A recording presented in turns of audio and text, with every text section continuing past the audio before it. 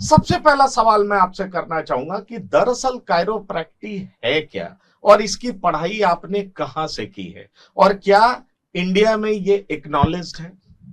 सबसे पहले मैं बताना चाहूंगा कि कैरोप्रैक्टिक है क्या। तो कैरोप्रैक्टिक एक ऐसी विधा है, ऐसी टेक्निक है कि ना तो इसमें किसी दवा का यूज होता है और ना तो सर्जरी का। ये टोटली जो है मैनुअल ट्रीटमेंट है, just like a physiotherapy, advance technique of physiotherapy. इसमें होता क्या है कि जैसे हम लोग रीढ़ की हड्डियों को, कैरोप्रैक्टिक के मतलब ही होता है रीढ़ की हड्डियों को हाथों के द्वारा प्रेस करके रोगों को समन करना।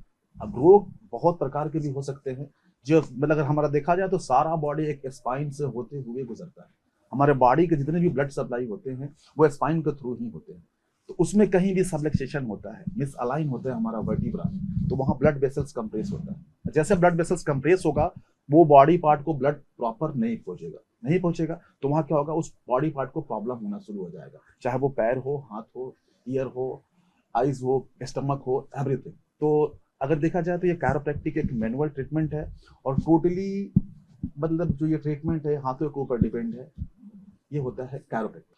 आपने कैरोप्रैक्टिक के बारे में बताया, लेकिन मैं डॉक्टर रजनीकांत आपसे एक सवाल करना चाहूंगा। दरअसल मेडिकल साइंस बहुत ही ज्यादा डेवलप कर चुका है, पर उसमें भी बहुत सारा कंफ्यूजन होता है। जैसे आपने स्पाइनल कॉर्ड की बात की, स्पाइनल कॉर्ड के अलोंग नर्व भी गुजरता है, ये आप बेहतर जानते हैं। और कई बार जब दर्द होता है तो पेशेंट को लगता है कि वो ऑर्थो के पास जाए या वो न्यूरो के पास जाए, और आप कह रहे हैं कि आप स्पाइनल कॉर्ड का या वर्टिब्रा का ऐसा इलाज करते हैं कि उससे नर्व भी ठीक हो जाता है।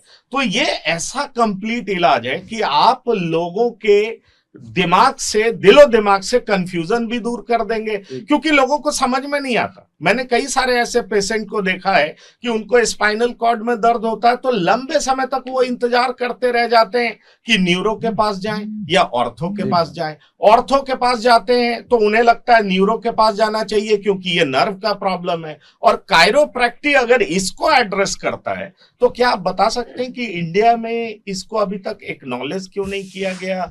ऑल्टरनेटिव मेडिसिन है, फिर भी आप कह रहे हैं कि अभी डीवाई पाटिल में अगस्त महीने से इसकी पढ़ाई होगी, ऐसा आप बता रहे हैं, पर फिर भी मेडिकल साइंस इसको एक्नॉलेज क्यों नहीं करता?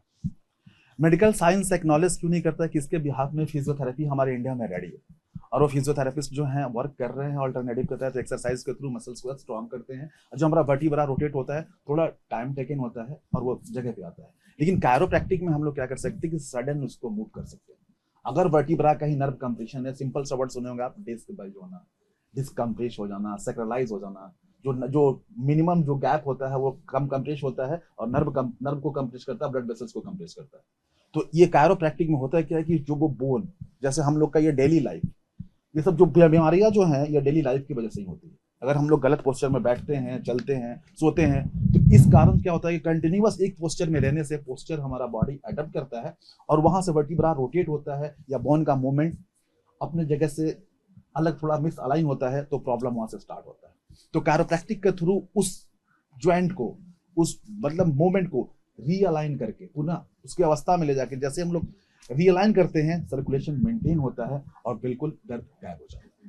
तो सर्कुलेशन मेंटेन करने का मतलब ये है कि बॉडी में ब्लड का प्रॉपर फ्लो होगा, और प्रॉपर फ्लो ब्लड का होगा तो पूरे बॉडी में ऑक्सीजन प्रॉपरली पहुंचेगा।